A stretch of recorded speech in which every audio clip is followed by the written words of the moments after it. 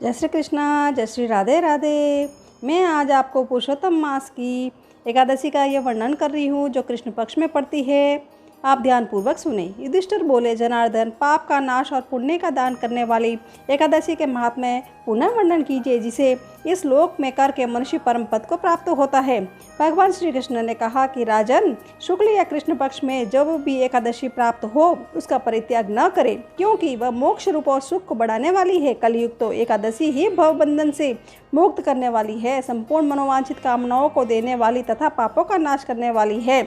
एकादशी रविवार को किसी मंगलमय पर्व के समय अथवा संक्रांति के दिन ही क्यों न हो, सदा ही उसका व्रत करना चाहिए। भगवान विष्णु के प्रिय भक्तों को एकादशी का त्याग कभी नहीं करना चाहिए। जो शास्त्रोक्त विधि से इस लोक में एकादशी व्रत करते हैं वे जीवन मुक्त देखे जाते हैं, इसमें तनिक भी संदेह नहीं है। युधिष्ठिर ने पूछा कि श्री कृष्ण, वे जीवन मुक्त कैसे है तथा विष्णु रूप कैसे होते हैं? मुझे इस विषय को जानने के लिए बड़ी उत्सुकता हो रही है। भगवान श्री कृष्ण बोले कि हे राजन, जो कलयुग में भक्तिपूर्वक शास्त्र विधि के अनुसार निर्जल रहकर एकादशी उत्तम व्रत करते हैं वे विष्णु रूप तथा जीवन मुक्त क्यों नहीं हो सकते हैं? एकादशी व्रत के समान सब पापों को हरने वाला तथा मनुष्यों की समस्त मनोकामनाओं को पूर्ण करने वाला पवित्र व्रत दूसरा कोई नहीं है। दशमी को एक बार भोजन, एकादशी को निर्जल व्रत तथा द्वादशी को पारण करके मनुष्य श्री विष्णु के समान हो जाते हैं। पुरुषोत्तम मास के द्वितीय पक्ष की एकादशी का नाम कामदा है। इसको परमा एकादशी भी कहते हैं,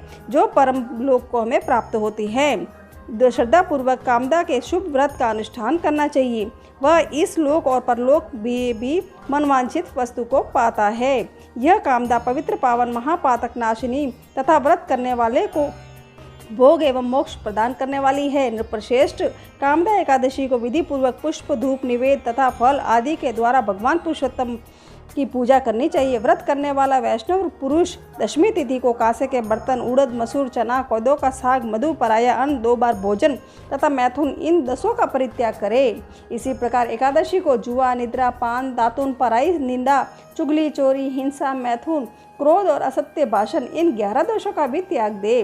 तथा द्वादशी के दिन कांसे के बर्तन, उड़द, मसूर, तेल, असत्य भाषण, व्यायाम, परत देश गमन, 2 बार भोजन, मैथुन, बैल की पीठ पर सवारी, पराया अन्न तथा साग, इन 12 वस्तुओं का त्याग करे। राजन, जिन्होंने इस विधि से कामदा एकादशी का व्रत किया है और रात्रि में जागरण करके श्री पुरुषोत्तम की पूजा की है, वे सब पापों से मुक्त हो परम गति को प्राप्त होते हैं। इसके पढ़ने और सुनने से सहस्त्र गोदान का फल मिलता है।